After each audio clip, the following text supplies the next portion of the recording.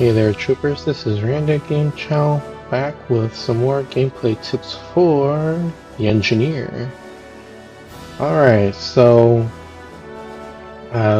what I'm going to do here is I'm going to talk about what the class is, what it does, and then I'll kind of move into weapons overview, then I'll talk about like some tips and other bits of useful information that I think could help you, improve your engineer gameplay. And yeah. Alright, so let's talk about like the class itself. What is the engineer and what is it? What does it do? Alright, so the engineer is a support class in the game where your primary role is to help out with refineries, build structures in the battlefield, to help defend the position that the team is sitting in, and then most importantly, building up and repairing the base when it comes to base defense phase. I can't tell you enough how many times I've seen people play engineers and not repair a single thing during the whole entire game. That's how a base gets rolled in under 30 seconds. So as an engineer, your role isn't always to fight 100% of the time. That's like a secondary thing that you need to worry about. Your primary thing is repair and rebuild the base. Alright, so what about the special class abilities? Let's take a look at the passive one here. Allows the engineer to carry a canister in their backpack and improves build and repair range. So first thing, where is this thing that you can put a canister in? Well, it's going to be in your backpack, right here. So if you have a canister in your hands and you want to put it in your backpack, all you need to do is like switch to your weapon or switch to a utility, something that'll like, put something new in your hands, and then it automatically puts it here in your backpack. And if you want to access it again for the mouse and keyboard, that's going to be number 6. What it is on the controllers, I don't know. I don't really play with the controllers at all. I don't have a console. But that's the canister. Now with the second part of the logistician passive ability, well, this allows you to use your build tool at a maximum range of, I believe, I think it was 22 to 24 meters. Very, very far. All the other classes, you have to be like right next to the blueprint or like the structure to repair it. So this is like a really good passive ability for the engineer, because they can kind of camp up in a safe spot and then they can like repair, rebuild without having to get down into the muck with all the bugs, because they're a very squishy class. Alright, let's talk about the activated ability for this class. Mobile build tool. The engineer can build select assets in the field and when the MBU is offline. Oops, let me get a note real quick. Almost forgot to talk about this thing. Class ability. Using base versus out. How to do. Alright. So what the class ability is that when you use it, you have your own set of personal ore, and you have a limited selection of structures that you can build. However, it does get a little finicky to use. Like when you activate it within the base build zone, you're actually going to be pulling from the team's ore and structure supplies. So you won't be able to use your own personal ore and structure resources. It's kind of a weird thing, but that's just how it works in this game. And I'll try to remember to talk about that when we get to the hands-on demo section. Alright. So yeah, that's the class overview. So let's talk about the weapons. Alright, so by default, I believe that you get... Where is it? I always forget that the Merida one's all the way at the end now. So you get access to the Merida one for all classes. You get access to the twin split shotgun. This is going to be pellet based one. Okay. Different from the one that the Ranger gets. And you actually start off with a flamethrower. Alright, so let's talk about all the weapons. All the primary ones.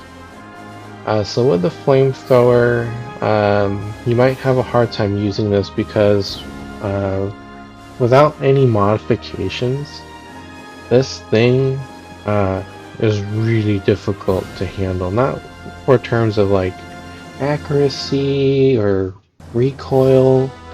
It just doesn't stop a bug from, continuing to run up to you and chomp down on you.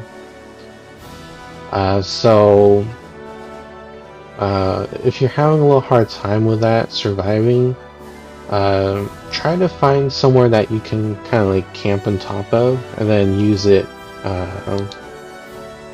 from an elevated position. That's my best advice for you. That, or you stick in the middle of your group, and then very, very carefully use your flamethrower in short controlled bursts so that you don't do any friendly fire with this thing. It's very easy to do friendly fire with this thing, kill someone, and eventually you turn into a chair, and then people will kill you. So that's the downside of starting off with a flamethrower, but we, have to learn to adapt and adjust to these kind of variables.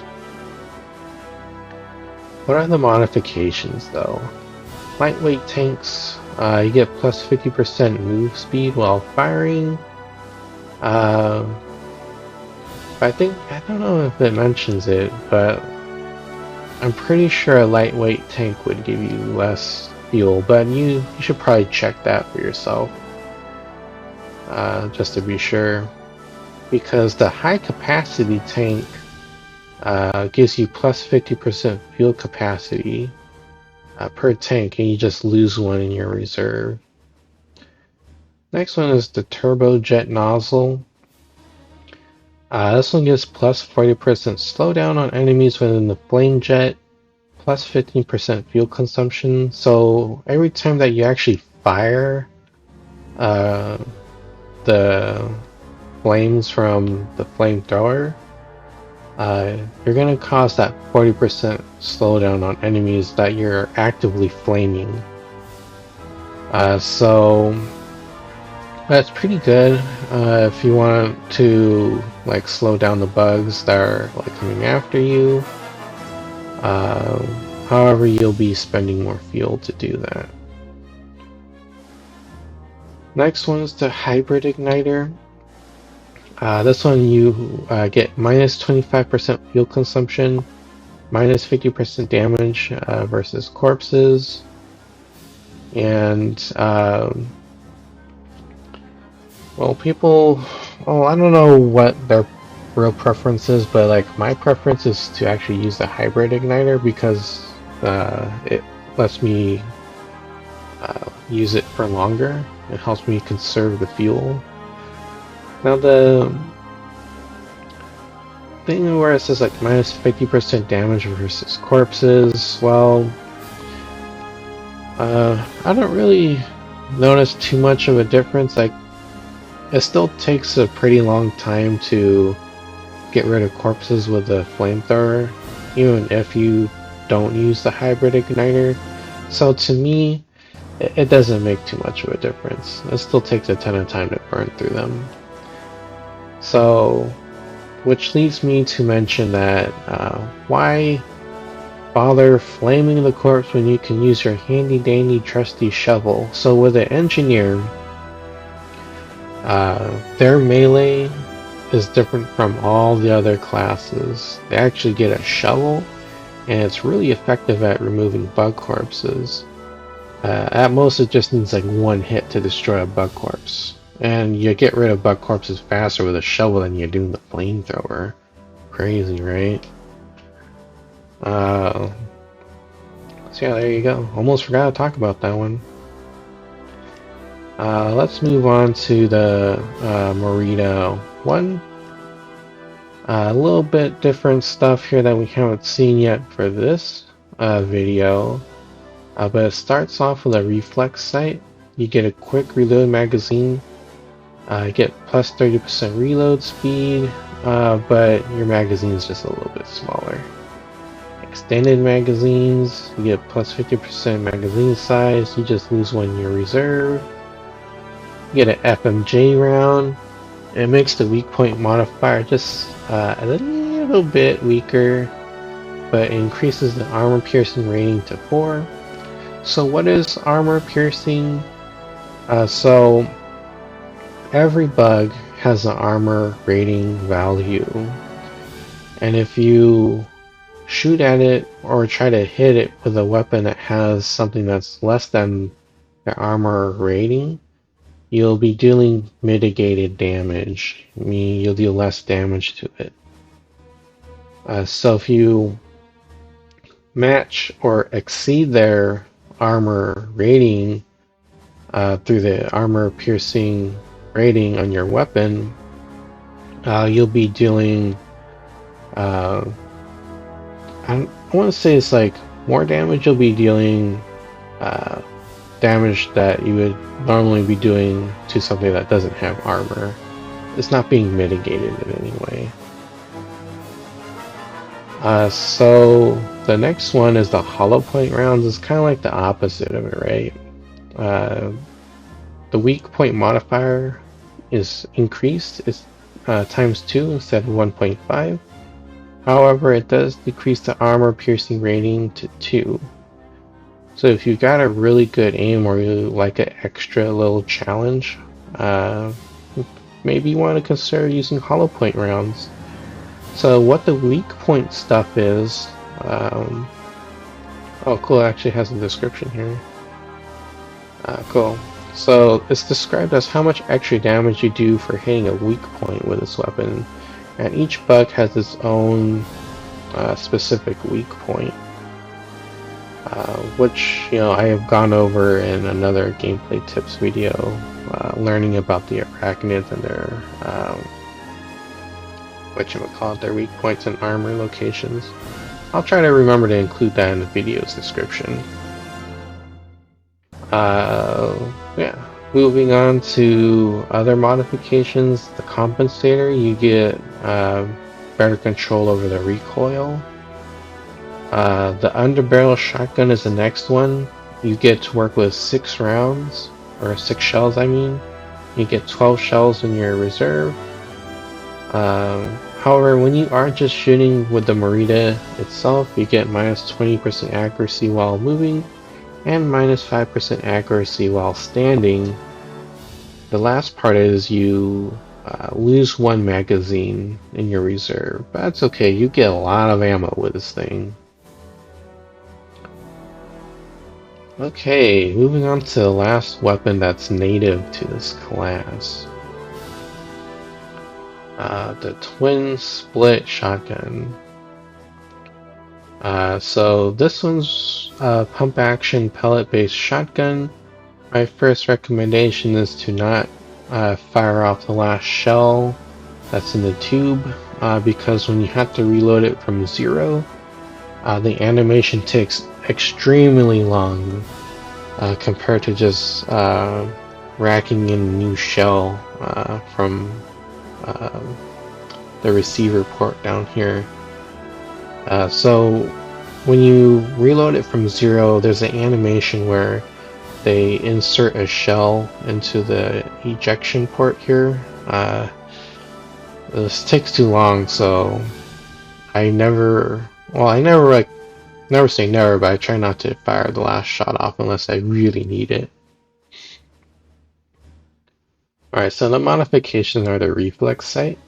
You get a buckshot round. You lose 50% your pellet count, but you deal 66% more damage. The armor piercing rating becomes 3. So with a buckshot, the spread of how far this weapon can deal damage in, it's pretty noticeable. Let's just take, for example, if you have like a horizontal line of like 5 bugs, 5 warriors, and you blast them with a shotgun, this is just, example, right? You'll only be able to hit like 3 or 4 of them out of the 5 that are in front of you. So that's like the kind of difference that the bug shot makes with the 50% pellet count reduction. Alright, the next one is like the long magazine tube. 50% magazine tube size, which is great. You just lose 1 mag from your reserve. Next one is the full choke. Reduces pellet spread at the cost of recoil, so you minus 30% your pellet spread, but you get plus 50% recoil. I don't really recommend using this because you kind of want a larger pellet spread so you can like hit more bugs at once. Because with the shotgun, you can hit a bug anywhere on its body and it'll stun it almost instantly. It might take a little more shots on larger bugs to get the stun to go off, but for like your standard warrior, I think even like the gunner, it will stun it with 1 hit. Next is the speed loader. So you get plus 35% reload speed, but you lose 2 to your tube capacity, meaning you get 2 less shells to work with when you're firing this weapon. So the speed loader is one that I really like using the most because it helps increase the reload speed. When you're in a very heavy combat situation, it's gonna feel like an eternity trying to reload this thing all the way.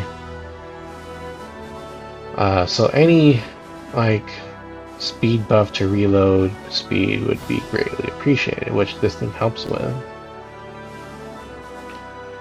Next one is the oval choke. You lose 50% of the vertical pellet spread, but you get 50% extra horizontal pellet spread plus 50% recoil. So this one's actually kind of nifty. So say for example if there's like a long horizontal line of 6 bugs, 6 warrior bugs, if you have the oval choke, as an example, I don't know what the numbers are in actuality, but just as like a hypothetical situation, right? You can hit all 6 warriors at once. So that's just kind of help paint a picture for how the oval choke works. So if you like doing massive crowd control with a shotgun, maybe you want to consider using the oval choke. And with the recoil for this weapon. Like, I've used all these different modifications, and um, even with like something giving 50% extra recoil, it doesn't really bother me all too much. Like, it's a shotgun. You don't need to be super accurate, especially if it's like a pellet based one. As long as you hit the aim at the center mass of the bug, you're gonna be doing okay.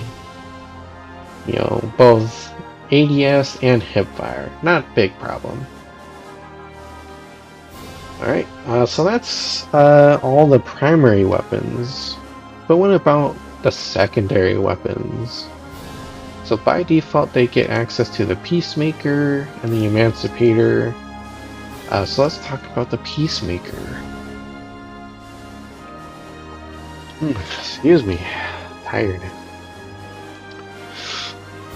Okay, so the Peacemaker. As a semi-automatic pistol, shoots really fast, but anything outside of close range, the accuracy and the bullet spread, it just becomes unruly, very inaccurate.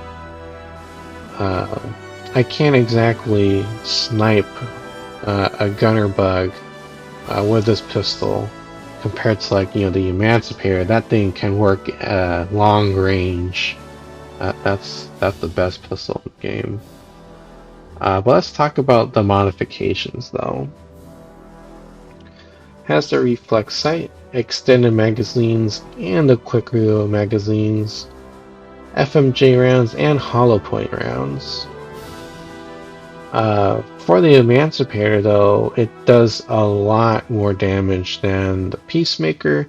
It shoots straighter, and at long range, you can even kind of snipe a bug with this thing. So if, like, you have a short range primary weapon and a gunner bug is sniping you, you know, take out the Emancipator and start shooting back right at it. And this thing does have a lot more recoil, but you know, well worth the trade-off because you'll be dealing a lot more damage. So the accuracy is described as being low, but, you know, try it out and, you know, compare the two, and you'll notice that the Emancipator feels far more accurate. And the benefit over the Emancipator than the Peacemaker is that one hit to your warrior bug will instantly stun it, meaning that'll make it like stop moving for like a, you know, few seconds, which could buy you or someone else enough time to like heal, revive someone else, or get to high ground. What about the modifications? Has the reflex sight, extended magazines, quick reload magazine, and an FMJ round.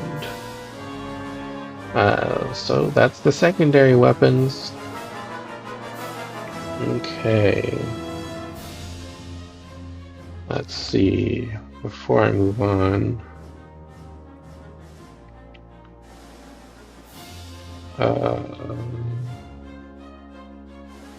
Okay, yeah. So what I want to talk about now is the utilities, the grenades, and the perks. So let's talk about that. The utilities, we get some stuff to work with, so I'll go over them left to right. The proximity bug mine. It's a high explosive mine that triggers when a medium-sized or larger arachnid enters its radius. Explosion size is 8 meters, explodes when enemies enter proximity. 2-second arming time. Next one is the shock beacon.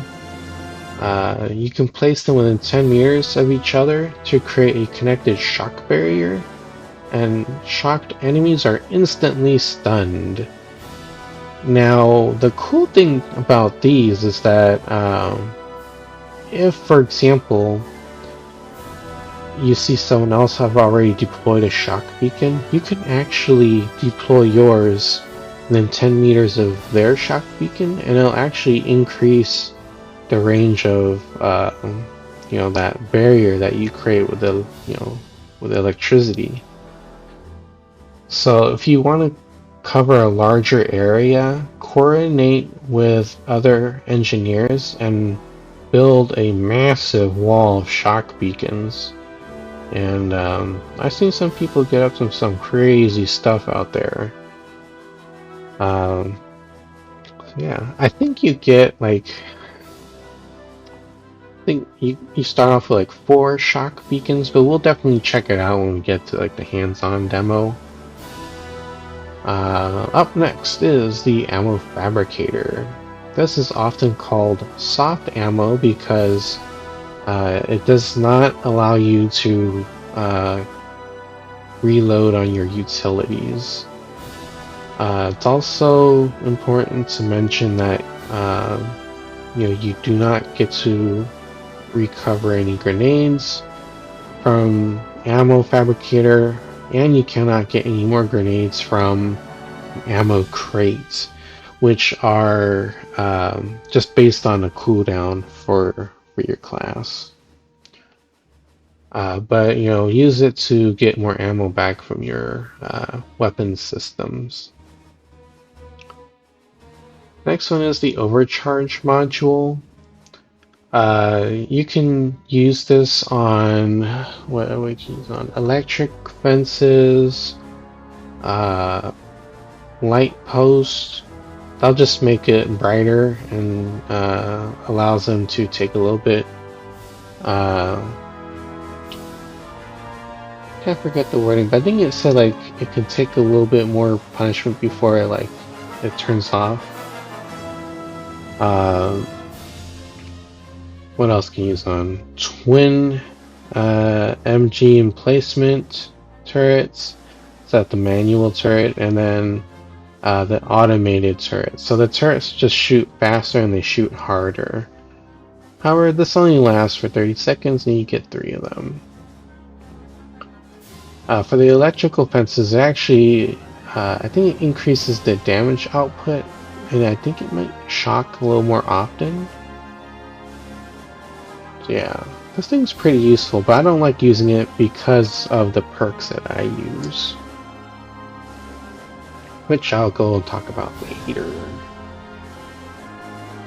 Next is the grenades. You get the MX-90 grenade standard to all classes. It's the same kind of grenade that you see Johnny Rico use on the Tinker in the first movie. Blast range is 7 meters, does pretty good damage, and it has a 3-second fuse timer. The next one is a napalm grenade. Creates a burning ring of fire. The bugs cannot cross it, and it burns for 13 seconds. Just know that it creates a really big cloud of smoke, and the fire is pretty intense. You have a hard time seeing into it, around it, and through it. So just be careful of how you use it, because it obscures line of sight pretty significantly. Next one is the chem grenade, my favorite grenade. So I like using this one because it one-hit kills bombardiers and drones. Really good to throw this out on a refinery or a fixed position that your team needs to defend. Anything that walks through it will kind of just like slowly walk through it instead of like their normal speed. And it deals pretty good damage over time. Blast radius is 6 meters and it lasts for 60 seconds. So this thing's really good. You can also throw it out on top of a Guardian that is in their siege mode. That'll protect them from any crazy bombardiers, because if a bombardier decides to take a liking to the Guardian, chances are the Guardian won't even realize that the bombardier is there, and if they even do realize it's there, by the time they deactivate siege mode and try to move, they already get blown up, either by it blowing itself up or Someone with a happy trigger finger is shooting it, causing it to blow up, and taking the Guardian out with them. Next are the perks. Let's start left to right. Increase the rate in which you build and repair the structures. So this is the powered up build tool. You get plus 300% build and repair speed. It's like so good. You should never leave home without it. Next is the magazine bandolier. It just gives you more magazines. Next is the utility satchel, +1 to all utilities. Next one is reinforced repairs. Described as the ability to reinforce base structures to be more durable. Use the build tool on full health base structure to reinforce it past 100% health. So anything that can be built and repaired will be affected by reinforced repairs. You really gotta use it because it really helps to have an extra layer of durability, especially with how fast the bugs can attack sometimes. Anything can help, keep the walls up will be greatly appreciated by the team. So never leave home without it either. Next one is refined. Repairing a refinery while its max health decreases. That reads weird. Repairing a refinery while its max health decreases the time required to extract resources. Huh? Repairing a refinery while its max health. I'm sorry, that just reads so funky to me. Basically what it does is that when the refinery is at max health and you use the build tool on it to keep repairing it, it just reduces the extraction time for the ore and gas. I don't know why I just couldn't say that. That just reads so funky to me. So moving on here, Binding Retreat. You get plus 33% backwards movement speed. You get plus 50% hipfire recoil reduction. But the con to this is that it only triggers when you're at below 50% of your health. Next one is utility utilization. You get +1 to all your utilities, but you get minus 50% repair tool repair speed. So it just makes it so you build and repair things slower. But I never really use it because I don't need to have that much utilities. Lead line plates. You get plus 33% damage resistance to all forms of damage. Plus, or not plus, but minus 33% jump height and minus 50% climb speed. So if you feel like you're having an extremely hard time playing as this class and staying alive, I recommend having the lead lined plates perk. That will allow you to tank one hit from a tiger or a royal guard and live to tell the tale. You'll just get one kind of like smudge of your life remaining. So you gotta be prepared to move after that. I can only take one hit, and any other hit, even from a drone, will take you down at that point. Okay, so let me just get these back up so I can have them for the hands-on demo. Okay, shotgun, not really necessary. Yeah, okay. Alright, what's next? Yes. So what grenade should you use and why? Let's start with the MX-90. if you just want to see bugs blow up, well, just use a MX90 grenade. In a tight cluster of about 4 to 5 bugs, if they're close enough to each other, there's a good chance you can get like all of them. However, for the napalm grenade, this one's really useful to consider using because let's talk about base breaches, for example here. Whenever a living, breathing bug is within the blueprint zone of a structure, you won't be able to repair it. They need to be outside of it. So if you throw the napalm grenade in the blueprint area, that'll deter the bugs from crossing over into the blueprint area, and you can spend that time repairing that structure. Really useful if a bunker goes down and it's getting swarmed by bugs. Use a napalm grenade to keep them out of there, and that'll allow you to repair the bunker. However, my favorite is the chem grenade. If you want to provide support without really obscuring people's line of sight, you can use this thing.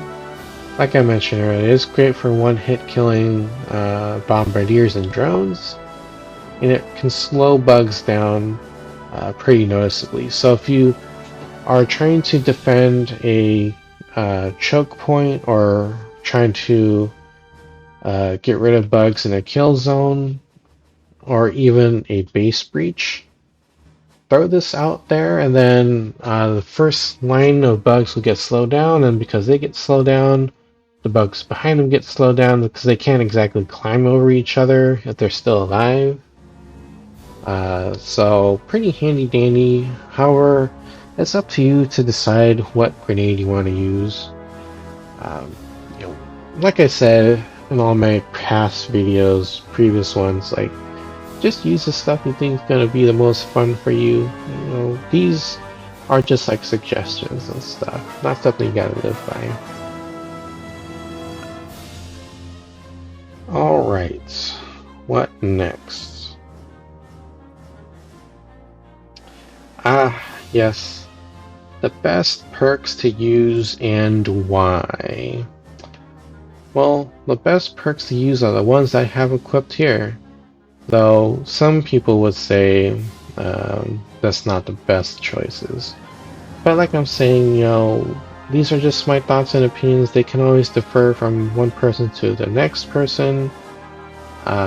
Just listen to this stuff with an open mind, and you know, it's up to you to really follow along or not. Up to you. Choice is yours. So, in my opinion, the top 3 best perks are the refined perk. This will just help reduce the amount of time that you're extracting ore and gas, especially if you're playing on Arc.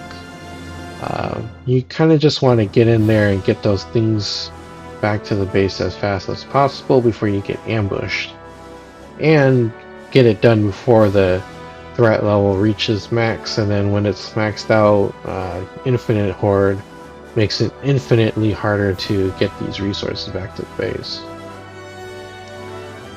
Next is reinforced repairs. I'd say this one's really important. This will just give every structure that you repair just a little more durability before they get destroyed. Powered up build tool, another really good one. You will, most cases, be able to repair structures faster than the bugs can destroy it. Not all the time, but very handy. You should strongly consider using this one all the time. And I have here 2 honorable mentions. So they are lead-lined plates.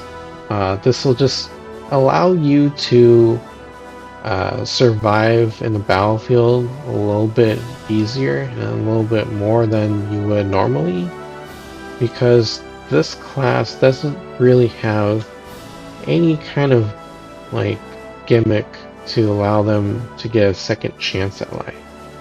This perk will allow you to kind of do that. The only real gimmick that the engineer class has is to just build stuff while you're out in the battlefield. But sometimes you don't get that option because either there's too many things on the ground, you're on a sloped hill, or there's too many bugs and they just eat you. Next one is the utility utilization. If you feel like you need to have more of your utilities, you might want to consider using this one, or maybe even the utility satchel, because it doesn't have any negatives attached to it. But even with this one, you know, minus 50% repair tool speed. If you have, where is it? The powered up build tool, it will help mitigate the negatives of utility utilization. Okay. Alright. What else we got?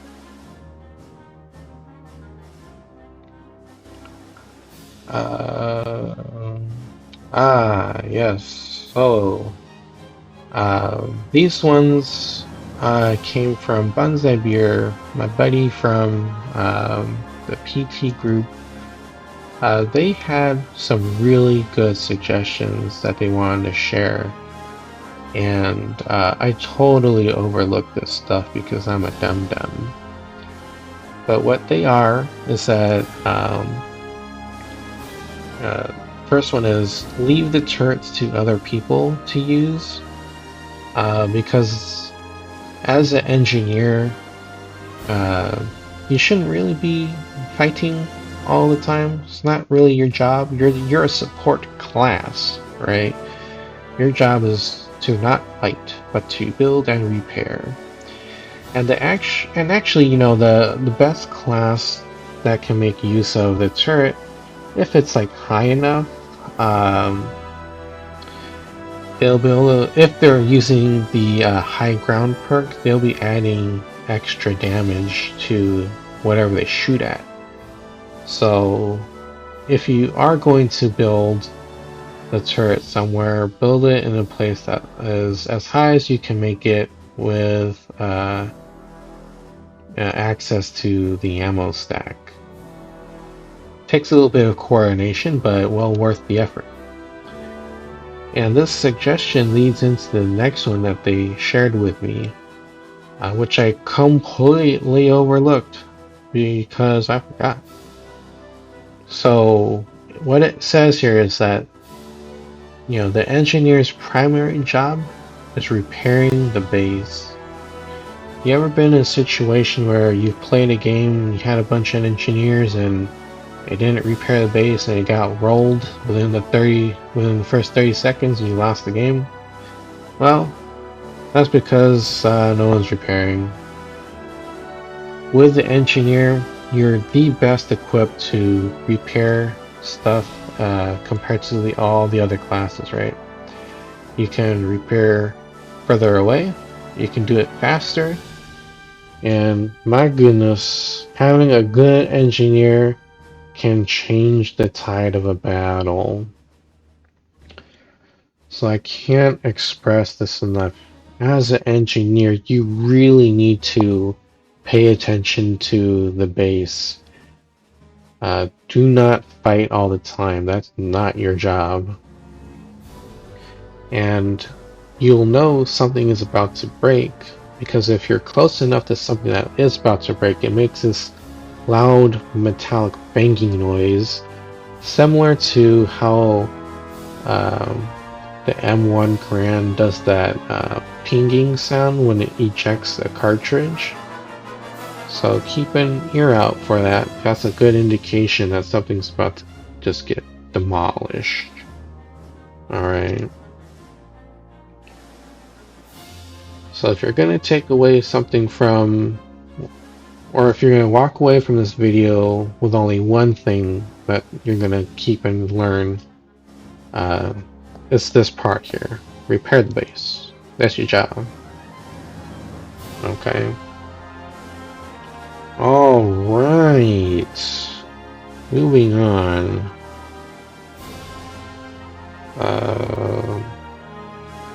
Okay, so now we need to actually go into the building tutorial. The place I spend a lot of my time in when I'm making these videos.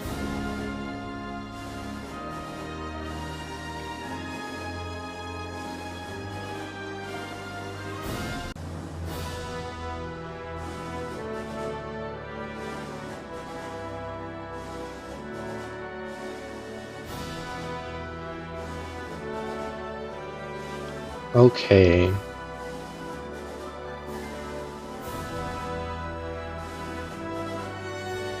Alright, so what we're going to do here is that I need to build up this thing so we can get access to building materials. Yeah, let's see, we're going to need an ammo crate to refill. That's all we kind of need. So let's first talk about setting traps. Let's take, for example, well, here you go. Here's a good kind of example. Let's just imagine that on the other side of this massive wall is your base that the team made, right? And you want to set a trap for the bugs? Well, check this out. You can make a trap out of the, here we go. Let me just build it real fast. There you go. 1, 2, 3, 4, 5, 6. Oh, you actually get 6 of them, and oh, I forgot you can place it vertically. You can kind of place it around here like that. So you can set a trap for the bugs with these shock beacons, right? Pretty nifty. I like using it a lot. I don't like using the proximity bug mine because it just takes too long for it to arm, but it's pretty handy and dandy. It's up to you to use. However, these things are susceptible to explosions. They can get blown up by any form of explosion. I don't know if you can destroy it with shooting at it. Nope, you cannot. But definitely you can blow these things up. And if you deployed one that hasn't been used yet, that hasn't activated its shocking field yet, you can actually pick it back up.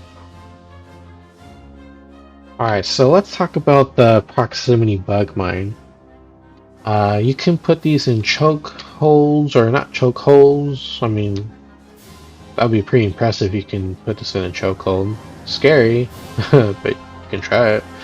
But what I meant to say is, you can place these in choke points or kill zones. You lure the bugs in there, you place this, and you let it go, and the bugs will get blown to bits. But the other thing I want to talk about is, like, if you're in extraction phase and there's a ton of bugs behind you, you can just run.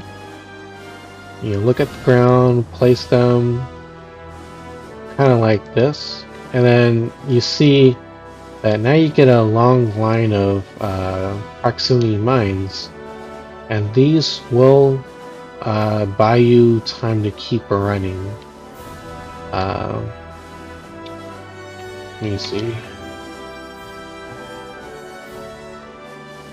So yeah, I want to mention that these can block base building structures, so place these last. Place all the utilities last, because you want to get the base built up first. It's super annoying to see that happen, and you end up making kind of a wacky doodle kind of base because of that. Alright, so that's setting traps and stuff.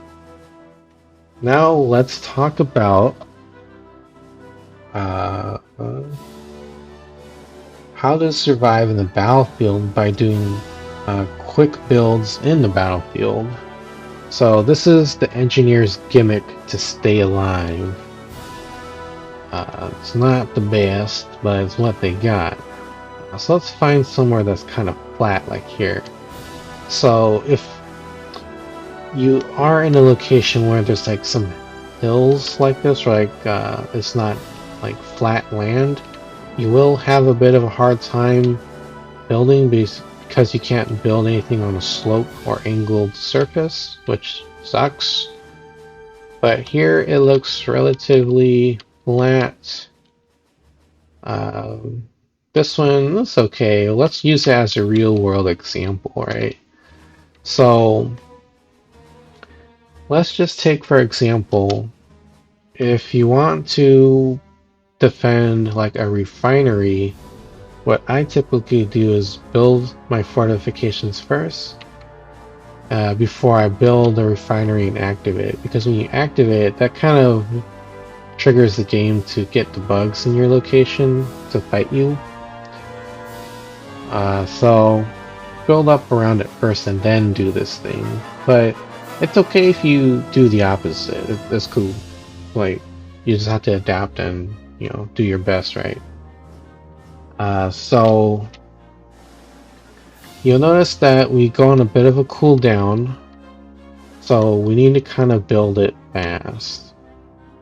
What I like to do typically is kind of like make a box around the refinery. Oops. And if you can, try to add some extra layers. And we're only able to achieve this much, and that's okay. Now we go on a 60-second cooldown where we can't activate this ability again. Alright. So let's just build it up to see, you know, what it looks like.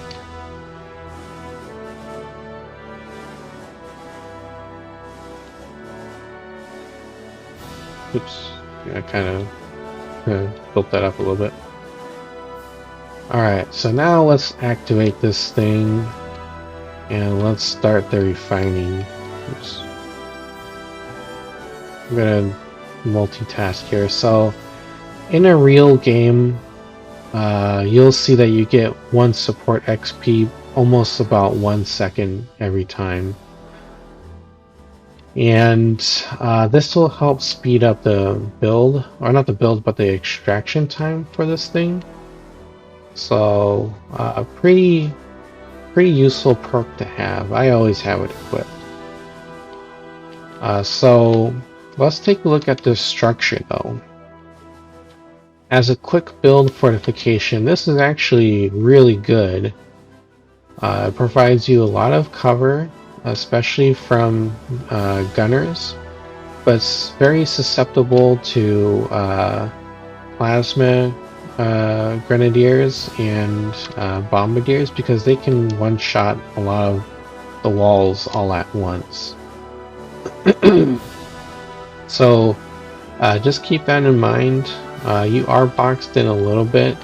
You can make variations where you don't put like the middle panels in and you just have like some of the corners built in. So there, you know, you can make variations. I've done it where I've left gaps in, kind of like this.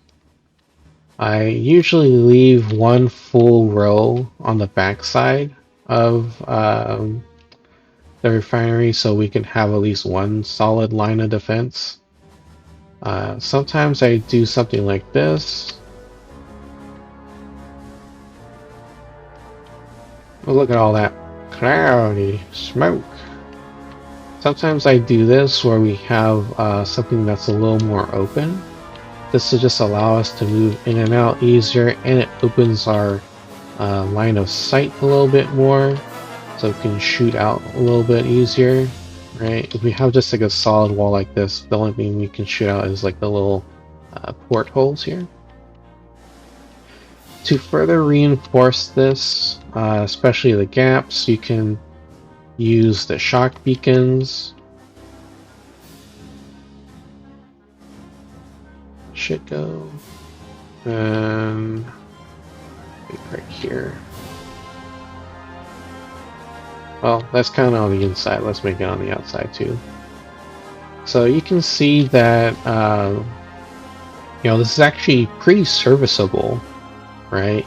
So my motto here with the engineer class is that it's better to build something than having nothing. But some people have argued with me about that. And they say, well, what if someone made something that's like really crappy and it's not really good, right? Well, I'd rather have something that's crappy than having no cover at all, because you need every advantage you can get against the bugs, even if it's not really great. I'd rather have something to help me than having nothing. That's my kind of like philosophy, right? So let's do that. We'll save this thing for later. Okay, so that's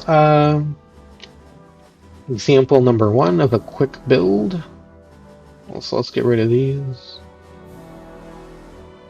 Did it? Okay. Timer must have went up on those. Alright. So the next thing I want to talk about is I'm just going to build them real quick and see how fast I can do it, then I'll explain it. Oops. That. And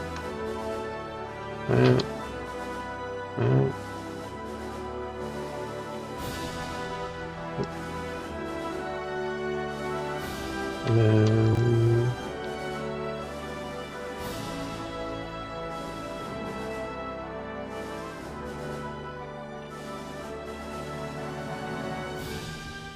oops, okay, so I ran out. I'll show that later.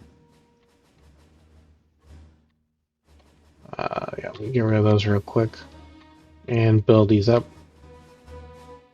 So these ones are kind of like older examples of stuff I've done in the past, but I still think they're pretty good. Alright, I can turn that on.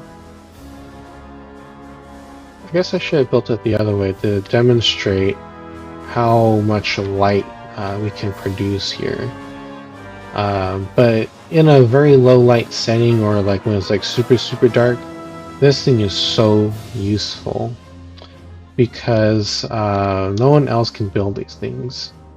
Even inside the base, no one else can build them except the engineers. So this first example with the light post, the bugs are kind of attracted to this thing, and when they attack it, it kind of like shuts off. But to give it some more durability to kind of protect it, you can make like this cross shape. A variation is to create a box around it. So that is also something that can be pretty useful. So it would look something like this.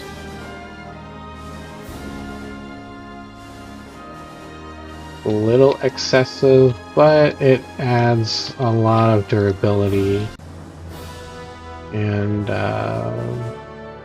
I guess that's fine. We can leave that alone.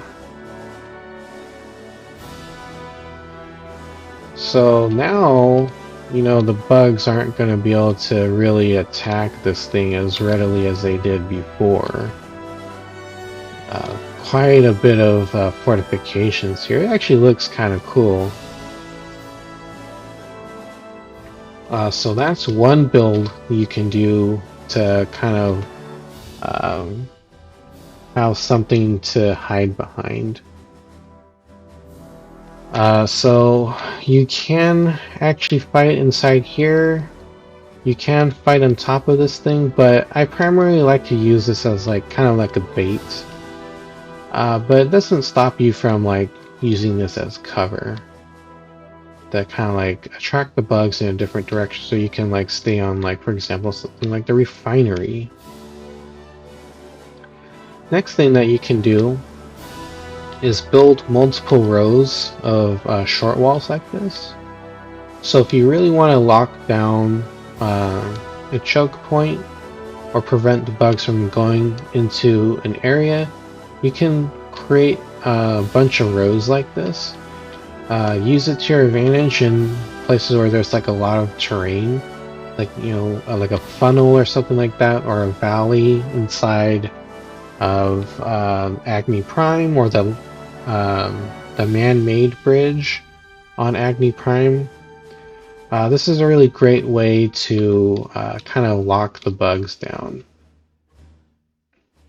Now, to make it more easily navigable by the players, you can leave the middle section open, and you can make the first or middle row a full solid row, and then you can make one open like this. Well, why don't we just demonstrate what that can look like? Right, so open that, and then kind of something like that. Oh, let's get rid of that, just to demonstrate how bright this thing can be. Oh, right, we need to build this stuff here. Okay, so let's demonstrate what this looks like when we turn the light on. Look like it's daytime now, right? It's almost like night and day, right? So this thing's super bright on its own. If you use the overcharge module, it'll make it 2 times as bright, like you're staring into the sun. So that's what that looks like, and this is what this kind of looks like. There's many variations on how to do this, but, like, you know, this first one will stop the bugs from entering directly, and then you can enter it through the sides here, and you can either hop over this, or you can make another gap in the middle here. So that's what that kind of quick build looks like. Let's get rid of these so we can have stuff to work with.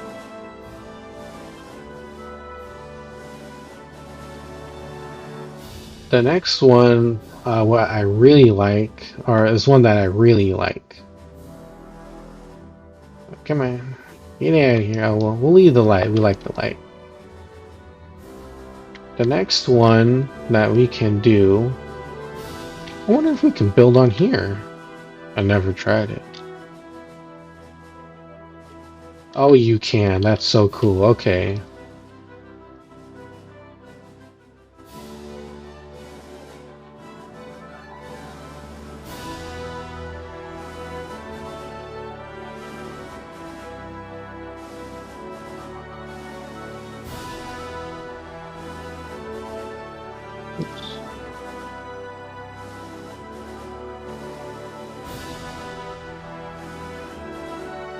Alright, something like this. I kind of didn't have all the time in the world. I mean, like, this, some people complain, like, oh, I don't want to have it be on a, you know, a timer. I want to, you know, indefinite time, like, or like unlimited amount of time to build stuff in. It's like, I get that, but, like, you know, you just gotta adapt and work with what you got, right? That's like the big kind of thing I get from playing this game, is that, you know, a well thought out plan will never really, you know, survive like the first encounter with like the bugs. And the same can be applied about building stuff. People sometimes will say, like, I got this perfect build in mind, and you gotta build it this way all the time, every time. If you don't do it, you are dumb, kind of thing, right? Well, like, the beauty of this game is that like you can't always do the same thing over and over again, and I like the how this game works. Like, it's not always the same stuff. You gotta adapt to all these different like moving variables. You know, the bugs, the terrain, the people. It's just so many different moving parts that you have like not a lot of control over.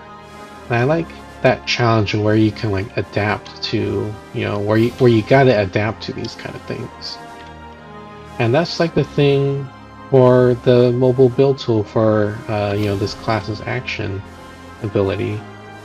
You know, yeah, it'd be great if we had an unlimited amount of time to build stuff, but you know, that's the variables they are given to us, and that's what we gotta work with. And it would be kind of weird, right, to like be able to build anything at every time. Like, it would be kind of it would make the game, I think, a little too easy if we can like build stuff all the time. Alright, so let's just build this stuff up.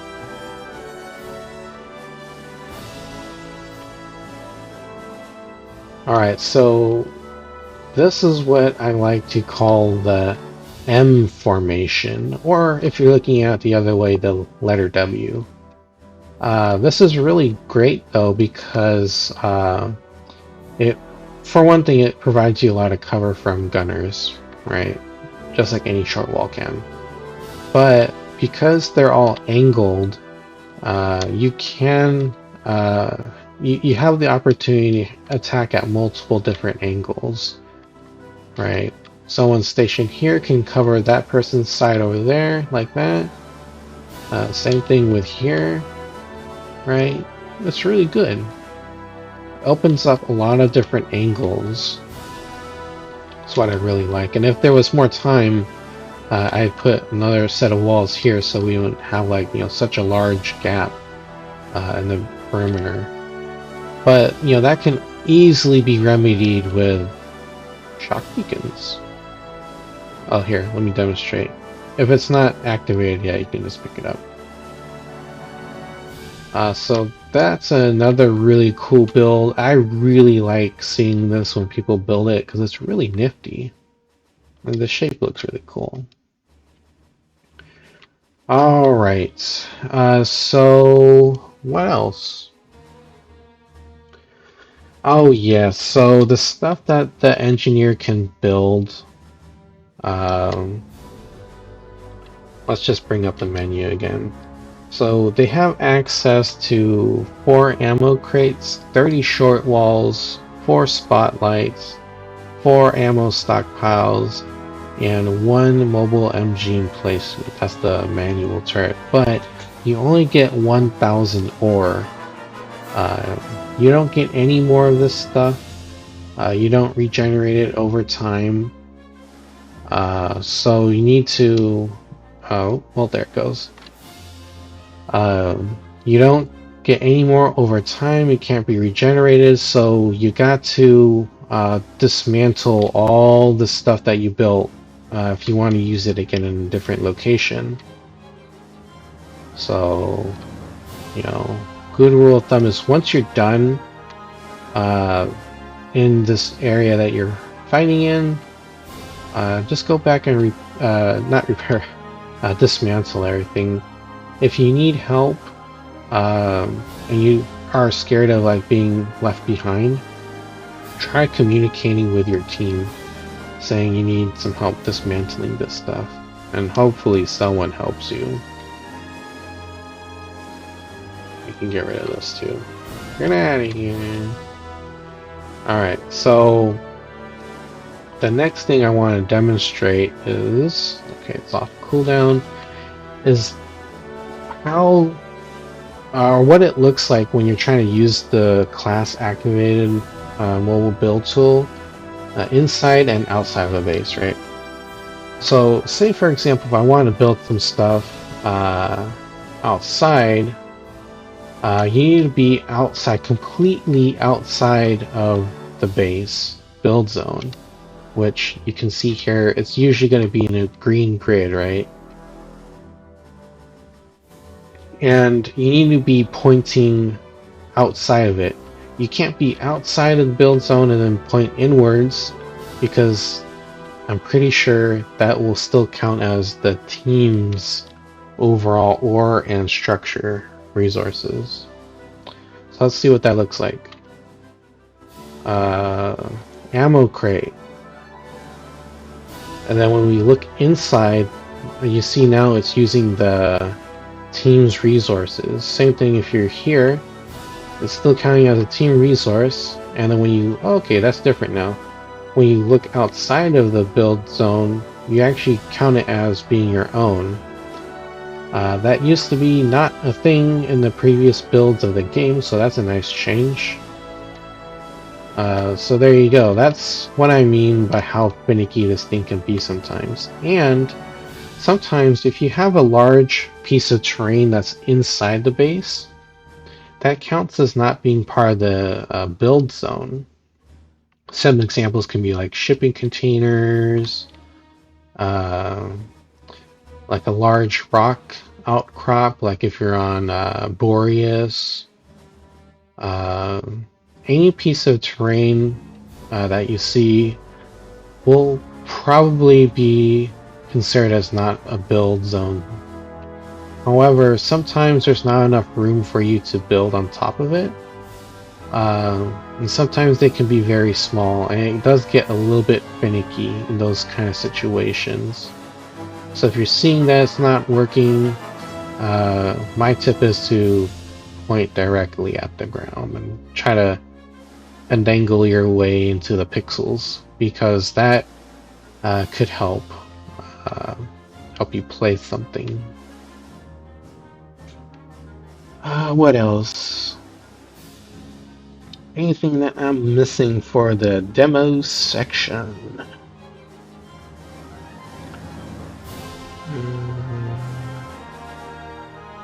Nope, I think that's it. Let me check here. Oh, yes, I forgot. Alright, let's take this as an example. Let's just take, for example, if you're building something or repairing something and you kind of get the heebie-jeebies feelings that something's around you, you can hold down the repair button and you can rotate yourself around the object. That will allow you to like still repair it while looking. So let's kind of demonstrate that. See what I mean? You can like keep an eye out on your own back while you're you know, trying to build this thing up, right? So that's a nice little tip if you need to watch your own back and you don't have that much support. I almost forgot about the refinery. So you can carry two, like I said earlier, so let's grab one. To stow it in the backpack, you just need to switch to something else in your inventory. So we'll just, for example, switch to the weapon.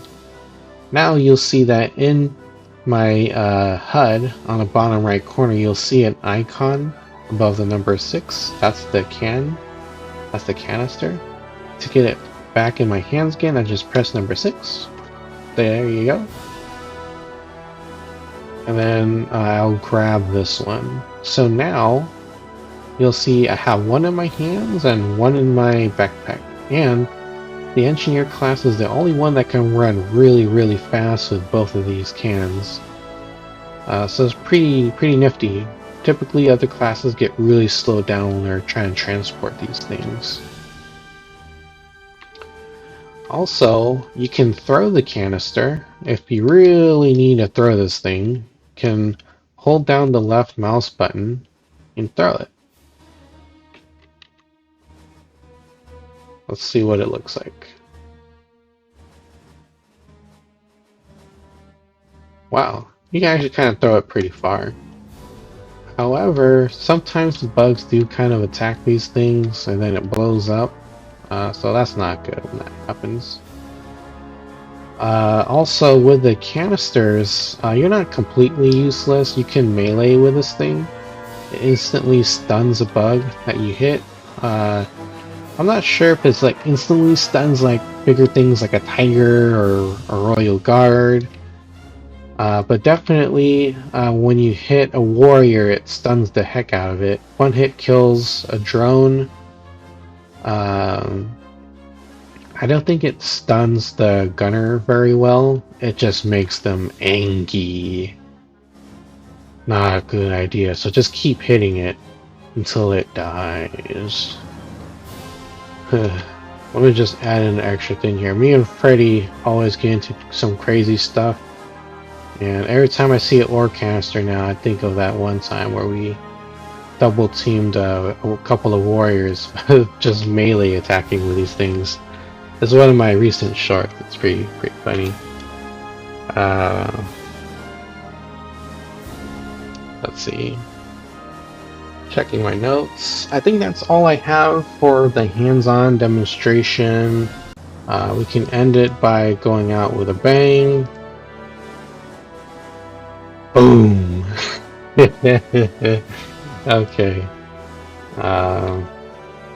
There you go.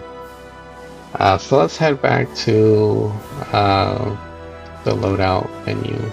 And we're going to talk about our position on the battlefield.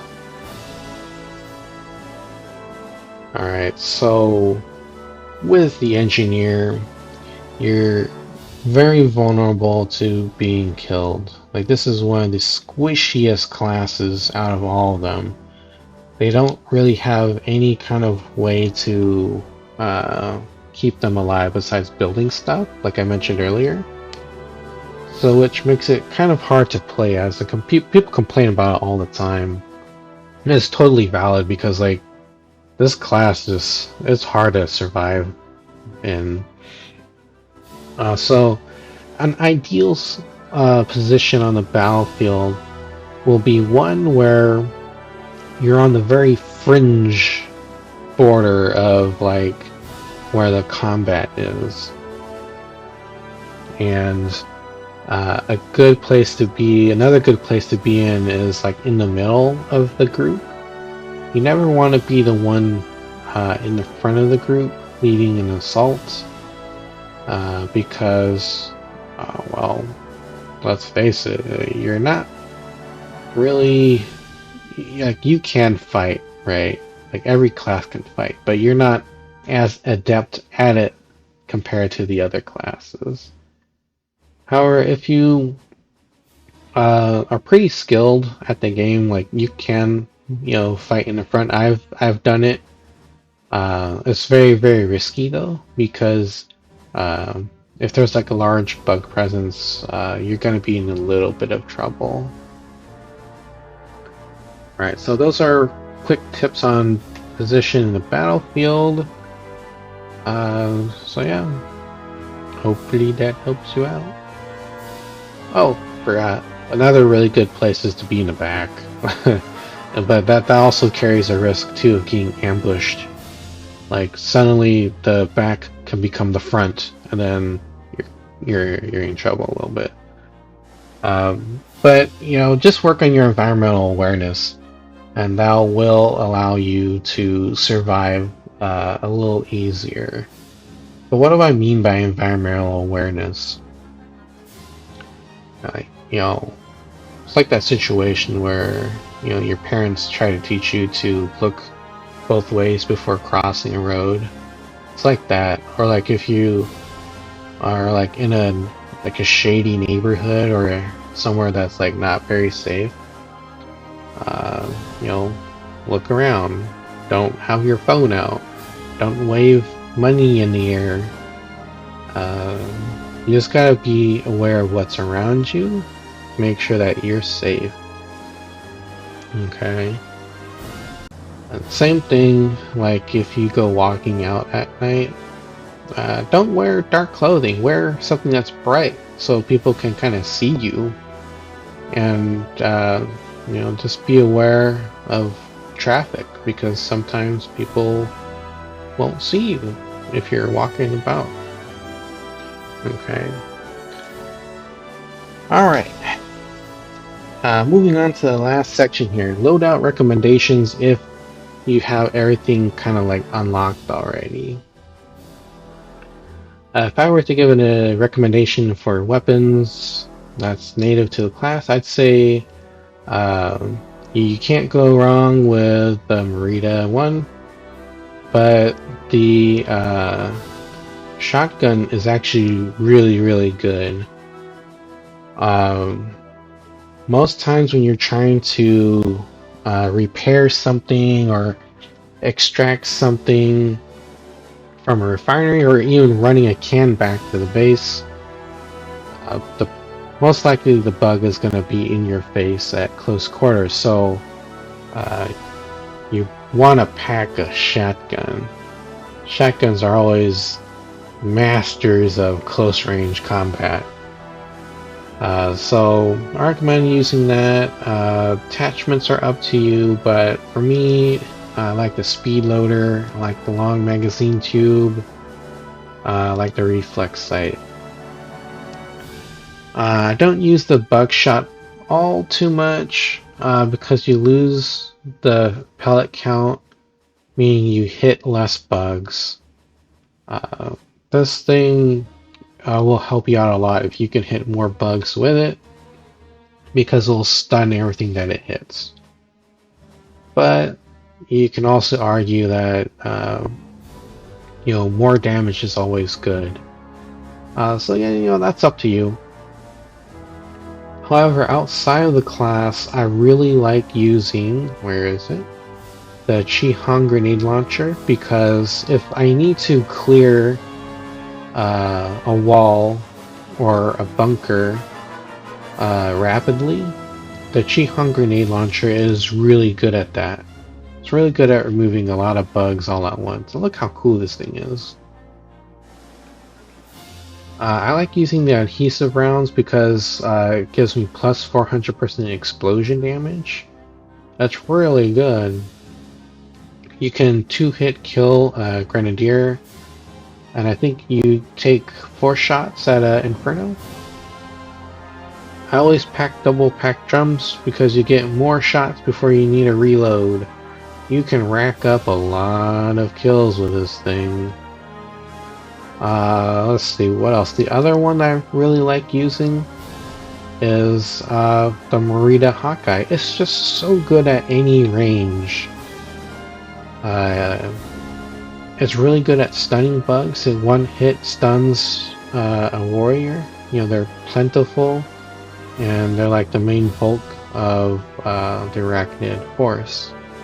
So having the Hawkeye out is pretty good, and it allows you to stay out of close range combat, and this will allow you to be even more of a support piece for the team, because now that you have it equipped, you can engage gunners, grenadiers, infernos at longer range. The stuff I like using is extended mags, vented barrel, and the 3x scope. So this is another go-to weapon that I like to use on a lot of different classes. But it's perfect for this class because it allows you to be outside of close range scenarios, right? Like I'm saying. Alright. The utilities, I don't really like using the proximity bug mine, but I do like using the ammo fabricator. You just need to watch out, like this thing can get blown up by bugs, can get destroyed by people shooting at it, and by explosions of any kind. But this is good. It allows me to give ammo to the team. I like the shock beacon because it helps keep me alive and helps me defend a position easier. If they don't explode to friendly explosions or by the bugs, this thing will last longer than a proximity bug mine, because a proximity bug mine has to activate, and it's like a thing that waits on something to come by to it, and once it blows up, kind of gone. However, these things, if left alone, can stay up longer and have a more longer use time than the bug mine. All the classes, I use the Emancipator. It's just too good. I don't like any of the other pistols. This is the best one.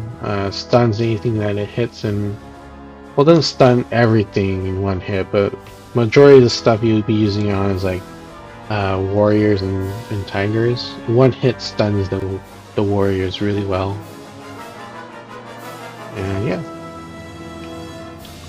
So I think that's the end of this video. Let me know if I missed something. I'm not the most perfect person, and I do forget stuff, but I hope that the contents of this video will give you an easier and better first time experience than I did when I first started playing the game. And I hope it helps you improve your engineering skills for this class. Alright, well, don't forget to like, comment, and subscribe to the channel. This will let you know when other videos are going up, and you might even find another video game that you like watching. Because I play a bunch of different stuff. Random things, because this is Random Game Channel. That's enough for me now, troopers. Thank you for your time, and I'll catch you in the battlefield. See you next time.